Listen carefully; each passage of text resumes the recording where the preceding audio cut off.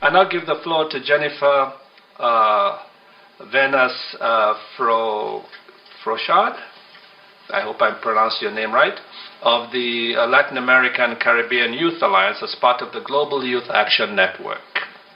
Jennifer, please go right ahead. You have your 2 minutes. Thank you, Ambassador. Good morning, everyone. On behalf of the Latin American and Caribbean Youth Alliance, as part of the Youth Leadership Working Group, I am grateful for this opportunity, and I welcome the intervention of the Major Group for Children and Youth. It was not easy to prepare a statement for this week's negotiation. Like Elizabeth was saying right now, what are we really talking about when we speak of implementation? Or when we use terms like partnerships, empowerment, participation, investment, a transformative and universal agenda. The overuse of these UN jargon keywords has turned them into buzzwords, emptying them from their meaning. Have you tried explaining what you're doing here to your friends or your family? Do they really understand what is at stake? If we truly want everyone to embrace the new development agenda, it is time to bring it back down to earth. We are not here just to have our ideas recorded. We are here to shape development that will impact all people in our diversity for the next 15 years. Young people are affected the most by our decisions here. We have all heard that it's smart, profitable, and sustainable to invest in the demographic dividend and young people as human capital. However, this investment is not just about money. We must also build capacities, understanding, critical thinking, and leadership of youth organizations and movements. Okay, resources are scarce. When planning the means of implementation and the financing of these goals, inequalities must be addressed, not only among countries, but also within them. There are lots of people living in least developed contexts, even if they don't live in a least developed country. For example, in Latin America's middle-income economies, 1/3 of the population lives in poverty, and there are 2 poor young people for every poor adult aged 55 or more.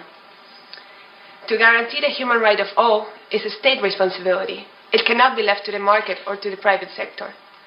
Governments around the world must tackle inequality by making social services accessible to everyone, including high-quality and comprehensive education, health, employment, social security, and ICTs. Governments should work together in implementing efficient, progressive, and fair taxation systems for redistributing wealth. Ambassador Kamau, you've just requested solutions from us, but to truly achieve sustainable development, everyone must play their part. South-South and North-South cooperation, both included.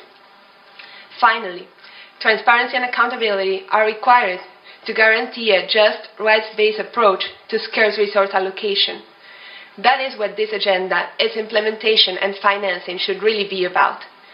You all have today the chance to bring meaning back into your words, turning ideas and compromises into reality. Thank you. Thank you, Jennifer.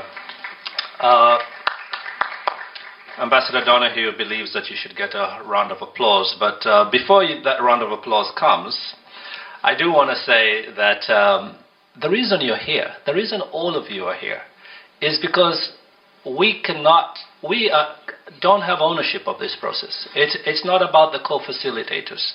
It truly is about all of us working together.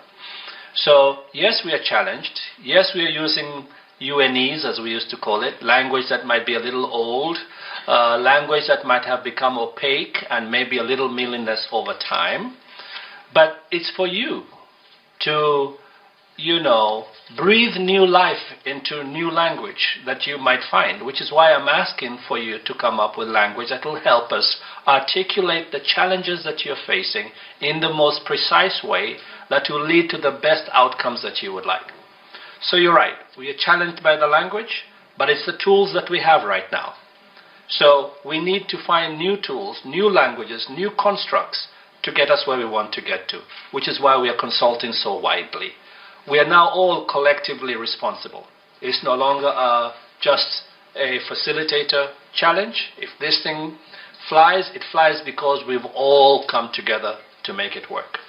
So thank you very much, Jennifer.